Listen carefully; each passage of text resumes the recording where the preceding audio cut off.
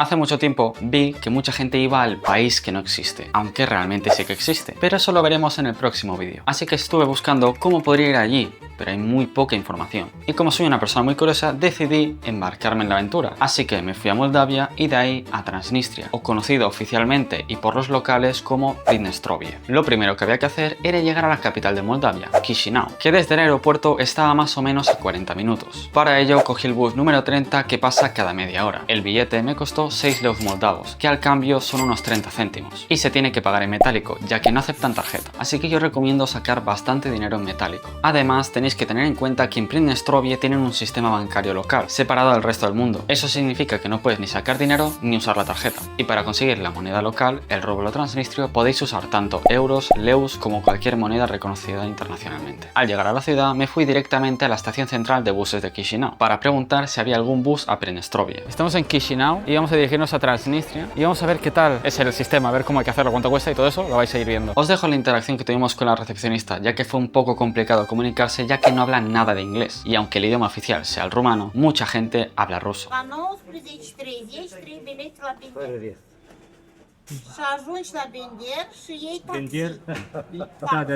Entre mi compañero y el traductor más o menos nos podemos comunicar y al final podemos comprar los billetes. Estamos en el bus, no hay puerta, saludos.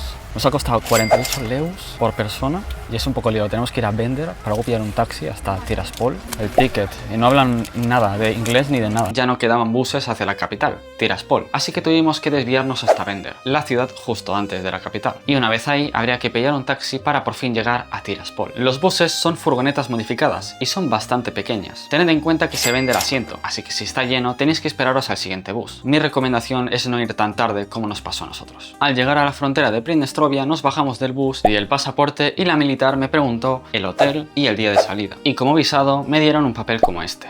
El viaje duró casi 2 horas y llegamos a Bender a las 9 de la noche. De Bender a Tiraspol tardamos unos 20 minutos. Solo vimos 2 taxis y parecían ocupados, así que fuimos a preguntar. Tiraspol? Taxi Заказ пришел. Нет, no. Acaba de meter un ignore. Literalmente, le pregunto. Acaba de meter un mega, ignore.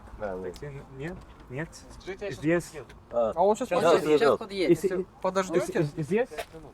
Через 5 минут он вернется. 5 минут? 10 minutos. Давай. 10 minutos. 5. Ah, 5. Сколько? Tiraspol, сколько? 150. Ok. Sí, son como 6-7 horas. In Ley? Ley is okay. Estamos en la estación de Bender, por fin. Hemos tardado más o menos 2 horas, no sé. La verdad es que he estado durmiendo, pero el bus muy bien, barato, está bien.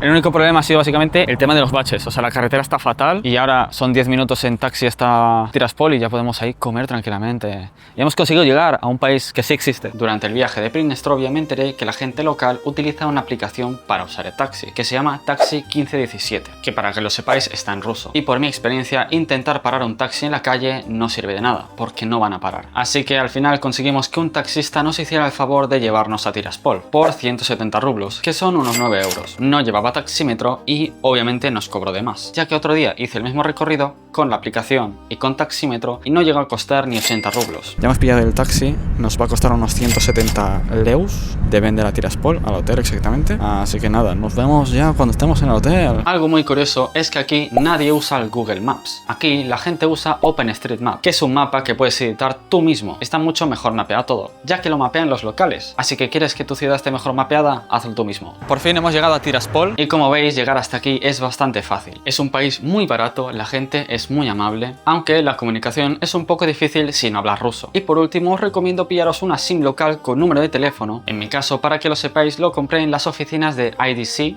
ya que para utilizar la aplicación de taxi necesitáis un número local y además tenéis internet. Muchas gracias, nos vemos en el próximo vídeo.